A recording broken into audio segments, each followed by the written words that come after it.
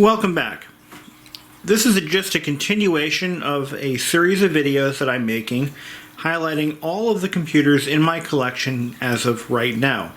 And while it is technically March of 2018, we started this series in February, so as of February of 2018, nothing's changed. In this video, we're going to take a look at all of the Macintosh and Apple desktops that I currently have in my collection. Since I have so few of both, we'll combine them into one video. The first one we're going to take a look at is a pretty well-known machine in my YouTube series, as I made several videos on this particular system.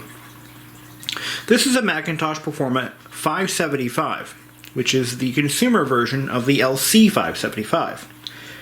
This particular model was released in approximately 1993, February 1st, 1994 in fact. The retail price was originally $1,700, which would have been equivalent to $2,800 in 2017. Yes, I'm using the Wikipedia article because it is in a nice format that I can simply scroll through and go through the general specs and features. The processor is a Motorola 68LC040 running at 33 MHz. When this machine was brand new, it featured a whopping 5 megabytes of RAM, expandable to 68. I believe I've expanded this particular example to 32. It weighs 40.5 pounds, and it was discontinued in 1996. Let's fire it up and take a look at it. This particular machine I salvaged. It was on its way to the crusher, and I mean, it was literally just a few hours away from being hauled away and destroyed for good. I happened to be in the right place at the right time, and here it is. As for repairs, I didn't do much to it. Actually, I really just gave it a good cleaning. I purchased a keyboard and mouse. I added an image writer 2 that I actually had that image writer in my collection anyway. Now the image writer 2 is almost period correct for the 575, and that is because they made the image writer well into 1996. It was primarily purchased by educational institutions and is a low-cost alternative to inkjet printers for consumer Macintosh owners.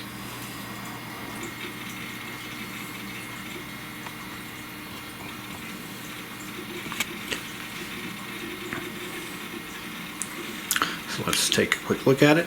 The CD-ROM drive is the original quad-speed SCSI drive. The hard drive is I want to say it's a 250 meg.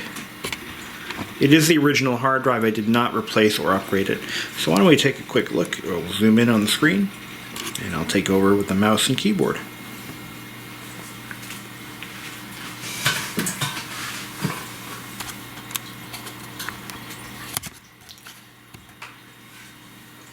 Shortly after buying this machine, I actually purchased the original System Restore disk, which will restore it to its factory software configuration. One of the biggest differences between the LC and the Performer 575 is simply what software was bundled with the machine at the time of release. The LC series was largely sold to educational markets, colleges, K-12, school districts, and staff members of those organizations, as well as students in some cases. The Performer was sold through consumer channels. You could order one directly from Apple. They didn't really have. This was in the days before e-commerce was a big deal, but you could simply call Apple or order a catalog, and you could buy the machine directly that way. There were Apple dealers scattered throughout the country. One of the Apple dealers that many of you may be familiar with is Sears. Sears sold a lot of Macintosh computers in the mid to late 90s. I believe it was in the mid 90s. And there were occasional computer dealers that would sell Apple and IBM PC compatibles. The OS we're currently running on this machine is Mac OS 7.5. And as I did state earlier, I did upgrade this to 32 megabytes of RAM. And the hard drive is the original. And I believe, do the final get info thing here, it appears to be, how much is available? Let me open this up. So this would be a 250 megabyte drive. So in 1994, that wasn't terrible. That was fairly reasonable for a hard drive in a consumer computer. Okay. That's pretty much all I have to show you. Future plans for this machine do include a recap of the logic board. It does need to be done. There was some signs of electrolyte leakage and no corrosion. There was no corrosion on the board and no sign of any malfunction. So I haven't pushed it to my priority list of things to do. It does have a brand new clock battery that I made from a CR232 cell. Just solder some leads to it and boom, there we go. I did a complete cleanup job on this machine inside and out and made it almost like new again. Made a few adjustments to the CRT, but recapping the analog board may be in line at some point in the future. Okay, let's move on to our next victim. Okay, now we're going to take a look at an Apple IIgs that has been featured in a number of my videos. We're not going to really go into the specifics of the Apple II.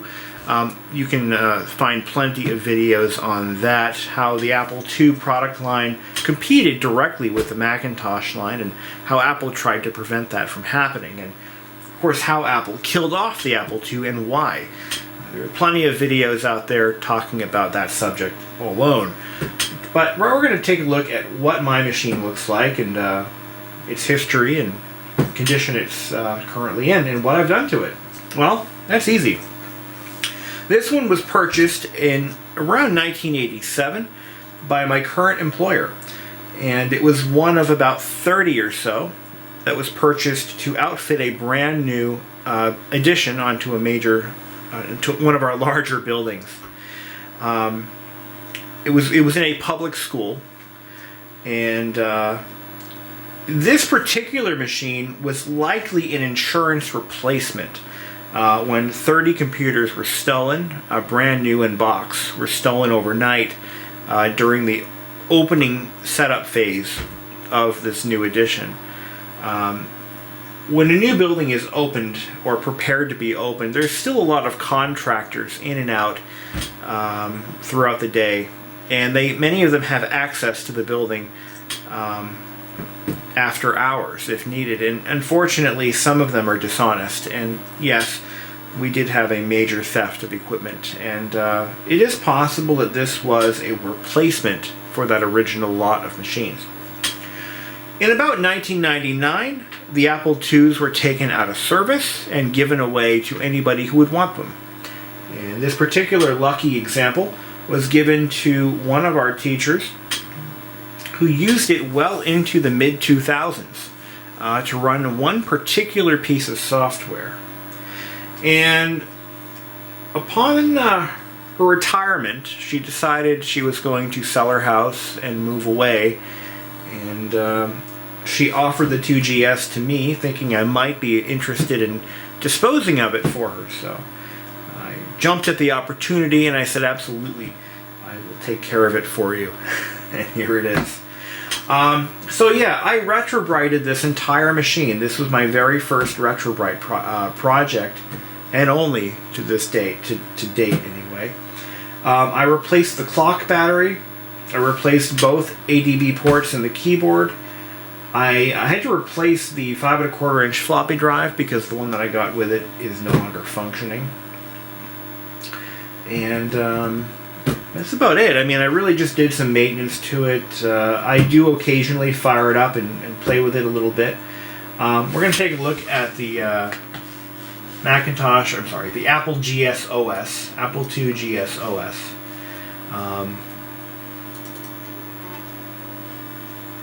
I think this is the one I want to run. Let's see. The 2GS, I think, it's unfortunate that Apple did what they did in killing off the 2 line. I mean, there's no way that they could have had both the Apple and the Mac competing in production for, you know, much longer than they did. But, you know, I think it would have been fun to see them see where the Apple could have gone, you know, had it been continuously produced, you know, up until like the year 2000. I mean, what would Apple have done? And a lot of people have asked or pondered that same scenario as it relates to the Commodore and the Amiga. You know what? I think this is the older version of the OS, and I think I have a newer one. Let's see. 1.1. I have 2.0.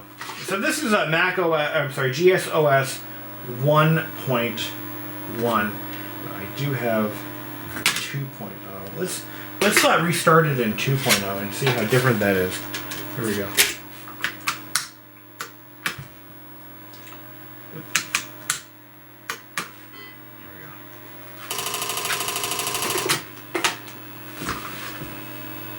I did not receive any discs with this machine, unfortunately. I had to go buy them.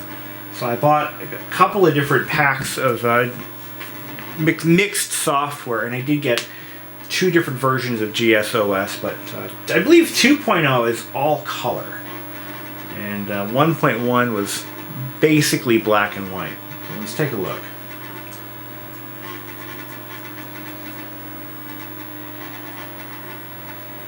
If you're wondering, I have 2 more machines to show you in this particular video, so it might run a little long.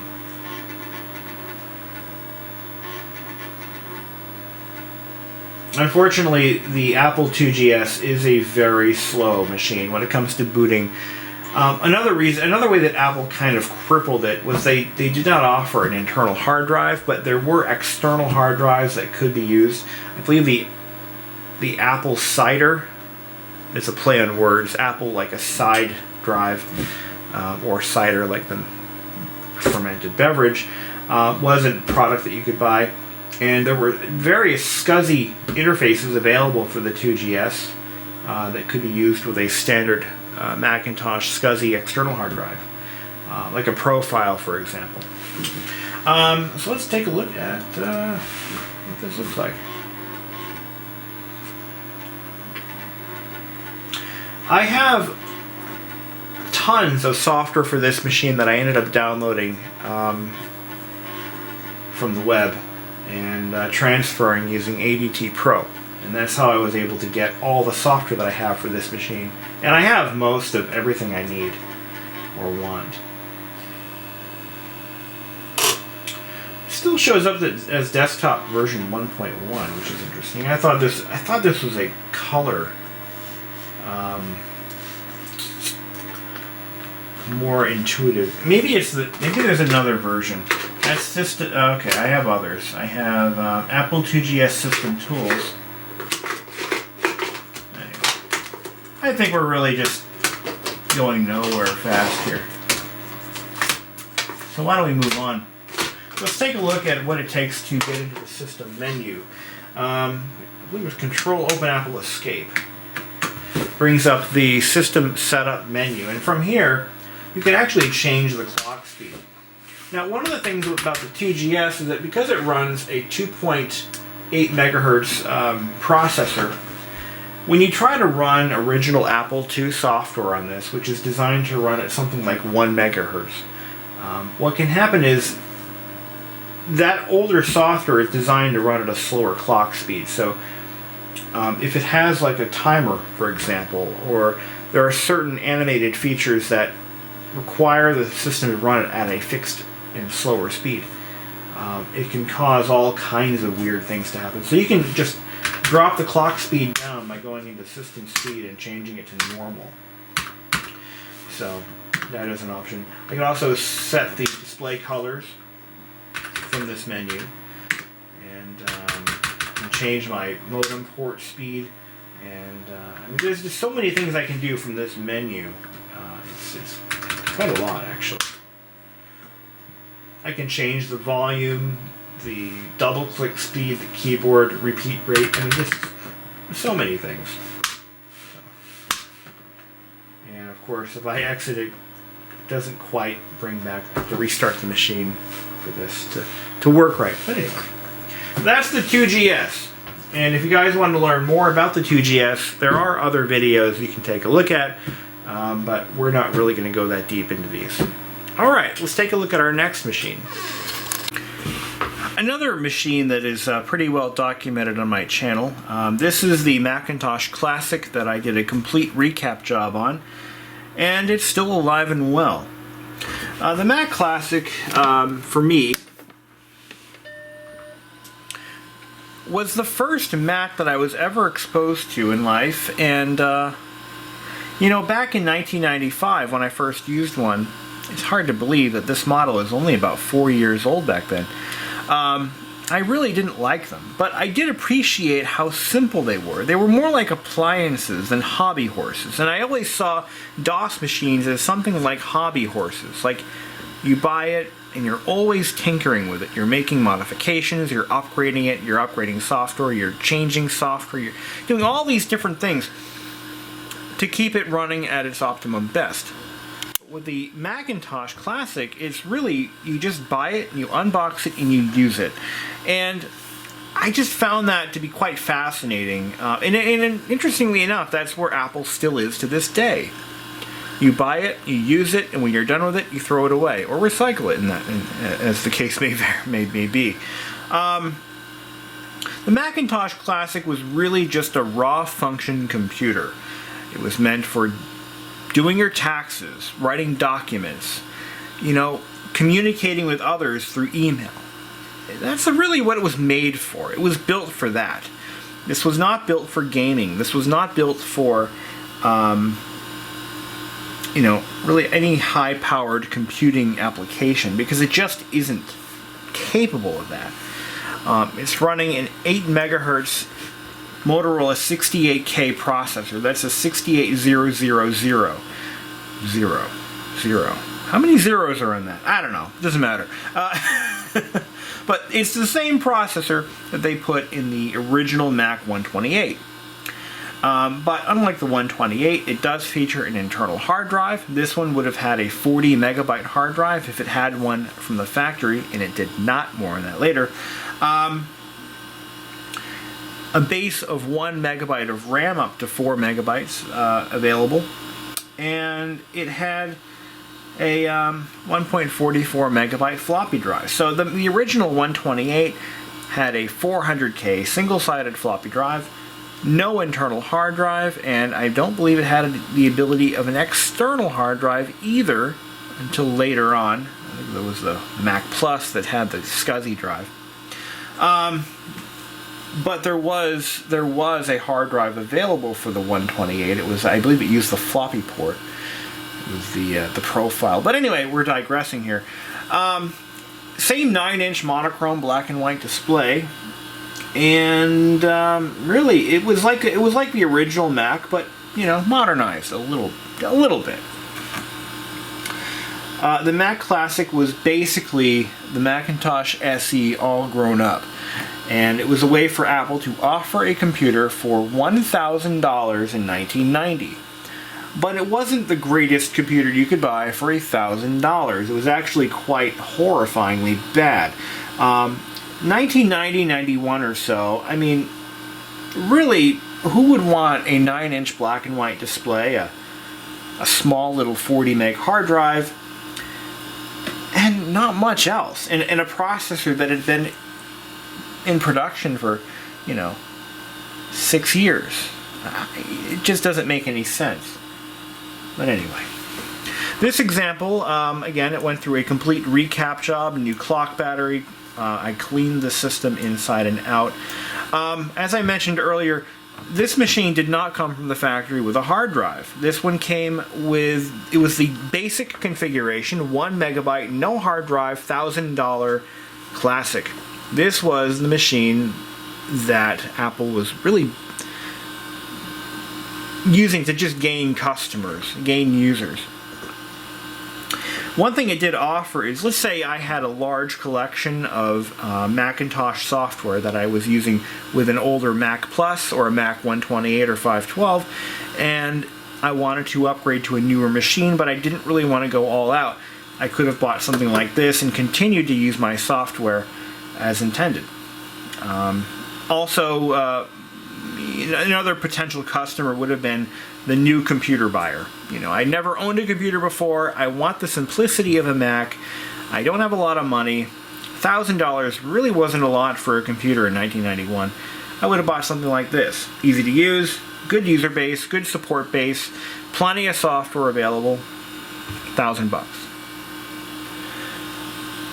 So because this one did not have a factory hard drive, it was likely brought to a shop at some point early in its life where an aftermarket quantum drive was fitted, and they also added a 4 megabyte RAM expansion. The 4 megabyte RAM expansion that is in this machine is not a genuine Apple part. It is a third-party expansion adapter with 4 SIMs in it. But yeah, this was your bargain basement Macintosh in 1991. Why did I waste so much time and effort restoring one? These are starting to go up in value, like the 2GS, which is worth a couple $100 now. The original Macintosh Classic, the Classic 2, certain SE models, they're really starting to go up in value. I could probably get about $100 to $150 out of a machine like this, whereas just 10 years ago, people were throwing them away in running condition. It's one of those machines that will be a collector's item, and it already is becoming one.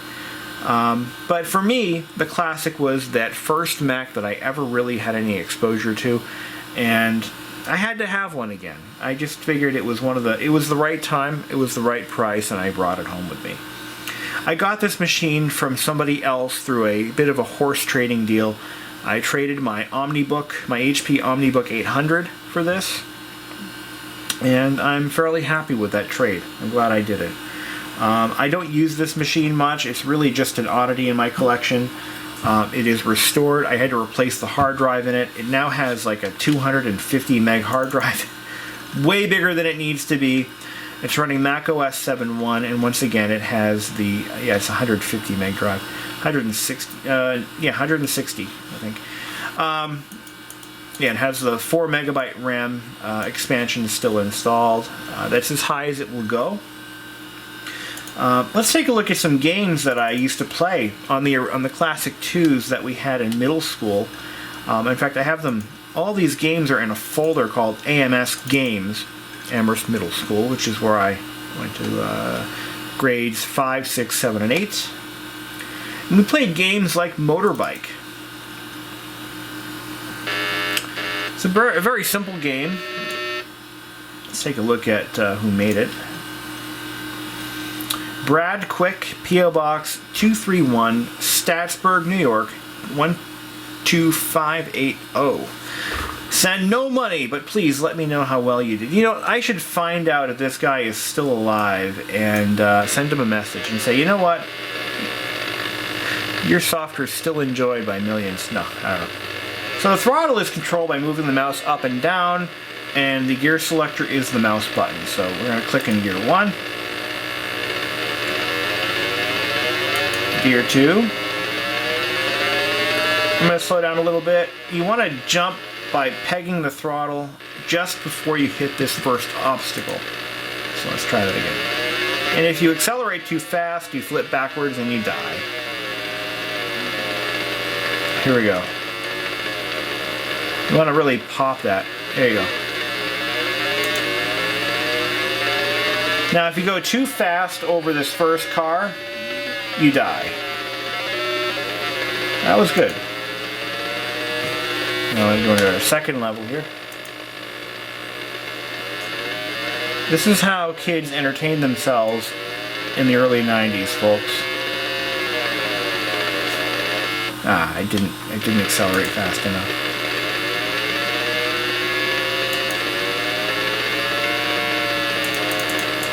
You can't downshift. You cannot downshift. Won't let you. Can you? No, you can't. It can't be done. Once you hit fifth gear, that's it. You can't go down. Alright, that was fun for a laugh here. Alright, let's go ahead and move on to our next machine. I'm going to shut this baby down.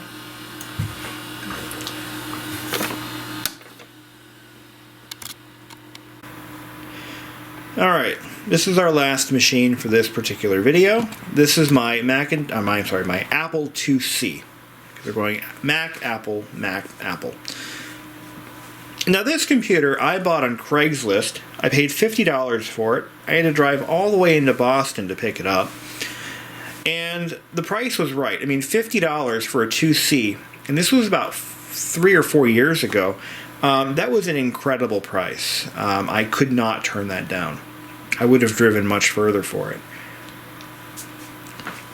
The Apple IIc was really a lower cost machine that Apple created really to sell to consumers, and it was essentially the best. Think of it as the Apple IIe's greatest hits, packed into a smaller, more compact case with a nice 9-inch monochrome green phosphor display. It offered some external expansion, but really little internal expansion. It did offer an internal RAM expansion, which this one has. I actually got the RAM expansion from a fellow YouTuber who gave me the part free of charge, and I installed it. It was a brand new kit, never installed in a machine before. It brings it up to 384K. I believe this machine was a 128K when I got it. So without the RAM expansion, it was only 128. This features the original MOSTEC 1 megahertz processor that the Apple II is known for.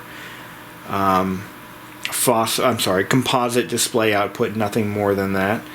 I think it was an 80/40 column option on this one, just a little button you press here. I do have a copy of one of the original owner's manuals. This is the Apple II Utilities Guide.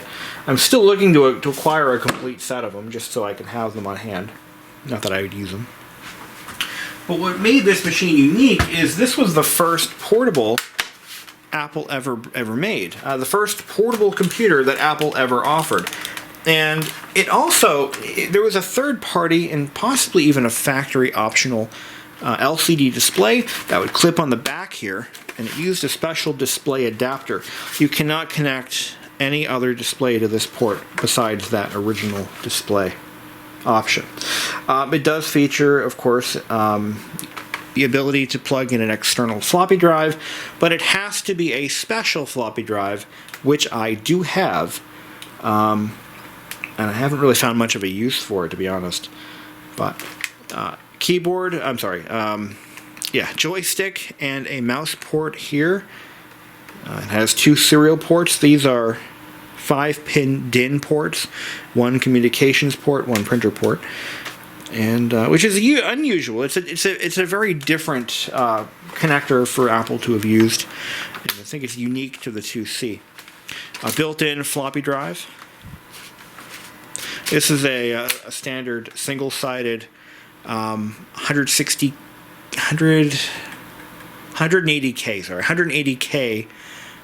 floppy drive. We've got analog volume controls on the side here, and a headphone jack. This is a nice little system. I mean, really, it really is just a well-packaged, nice little computer. Very reliable. I mean, not really a lot goes wrong with these, except for the CRTs can go bad. In fact, this one, it's starting to pin cushion a little bit, and I need to get the Sam's photo fact sheet so I can recap the thing. I'm going to start with a recap and see where I can go from there. But it's a perfectly running system. It's about as old as I am. I believe this unit was made sometime in 1985, and so it's over 32 years old. Still works. Still works great. Belt-driven floppy drive, because Apple used belt-driven floppy drives well into the 1980s. Longer than anybody else, as far as I know. But anyway, that's my Apple system collection. That encompasses my Apple IIs and my Macintoshes.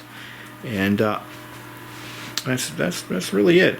And I don't really have a lot of room for these machines, so I only can collect what I have room for. I've had more and better systems before, but I ran out of space and had to sell them off.